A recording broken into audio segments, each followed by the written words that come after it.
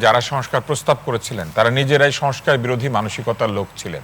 কারণ তাদের কাজ, তাদের কথা এবং তাদের যে পরিচালিত শাসনকাল, এর মধ্যে সংস্কার মনস্কতার কোনো লক্ষণ ছিল না।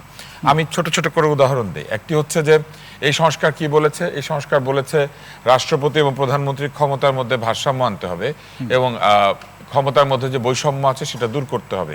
অথচ আমরা লক্ষ্য করেছি অন্তর্বর্তী সরকারের উপদেষ্টা উনি রাষ্ট্রপতির সঙ্গে দেখা করতেন না, রাষ্ট্রপতিকে কোনো কিছুতে অবহিত করতেন না, অর্থাৎ যেটুকু রাষ্ট্রপতির মর্যাদা ছিল ওইটুকু উনি দিতেন না।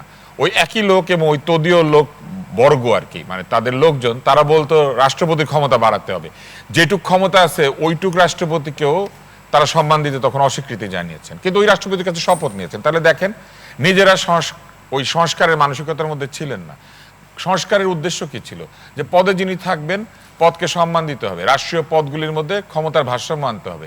সেখানে বিদেশ থেকে ফিরে এসে রাষ্ট্রপতির সঙ্গে দেখা করা, অথবা রাষ্ট্রপতিকে চুক্তিগুলি সম্পর্কে অবহিত করা, অথবা রাষ্ট্রপতিকে একটা রিপোর্ট পেশ করা, এগুলো কোনোটাই কিন্তু ডক্টর মোহাম্মদ ইউনূস করে নাই। তাহলে ওনার যে মানসিকতা, সেটার সঙ্গে স্বৈরতান্ত্রিক মানসিকতার কোনো পার্থক্য ছিল? কোনো পার্থক্য ছিল না। এইবার বলেন, তারা বলেন কি প্রধানমন্ত্রীর মেয়াদ করতে হবে 10 বছরের। খুব ভালো কথা, কিন্তু ওই অন্তর্বর্তী সরকারের প্রধান উপদেষ্টা কি বলতেন?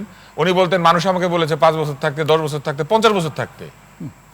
মানুষ তাকে 50 বছর থাকতে বলে যে কিনা জীবনে নির্বাচনে 10টা ভোট পাবে কিনা সন্দেহ আছে। অথচ একটা দলের প্রধানমন্ত্রী মানে হচ্ছে তিনি সংখ্যাগরিষ্ঠ ভোট পেয়েছেন, পেয়ে প্রধানমন্ত্রী হয়েছেন। মানুষ তাকে 10 বছর থাকতে দিতে চায় না, ওনাকে 50 বছর থাকতে দিতে চায়। এটা ছিল ওনাদের সংস্কারের মানসিকতার দ্বিতীয় বিষয়। তারপরে কি বলেছিলেন?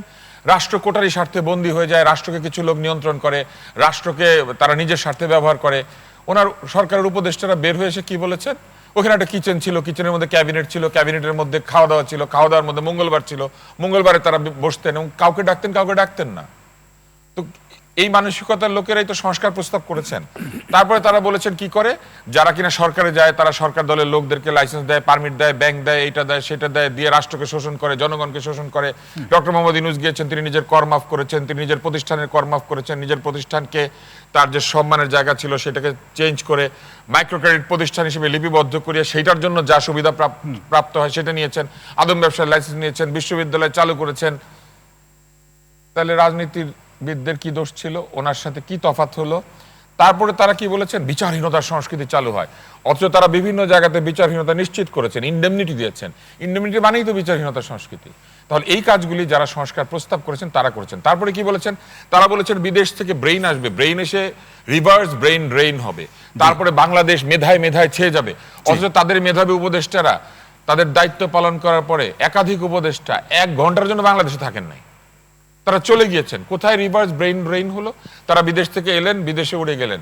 ওই যে সংস্কারের অনির্বাণ শিখা চিরদিন জলে, বিদেশ থেকে আসে উপদেষ্টা বিদেশে যায় চলে, এই কাজটা তারা করেছেন এখানে। এখন এই লোকগুলাই তো সংস্কার প্রস্তাব করেছেন, তাহলে সেই সংস্কার তো বাস্তবায়িত হবে।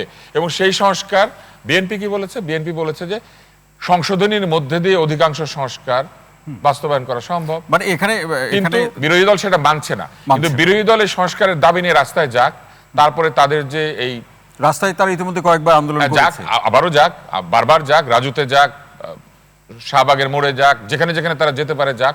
আমি আপনাকে একটা ভবিষ্যৎবাণী করতে পারি, এই সংস্কারের যে আন্দোলন, সেই আন্দোলন কোনোভাবেই হাওয়া পাবে না।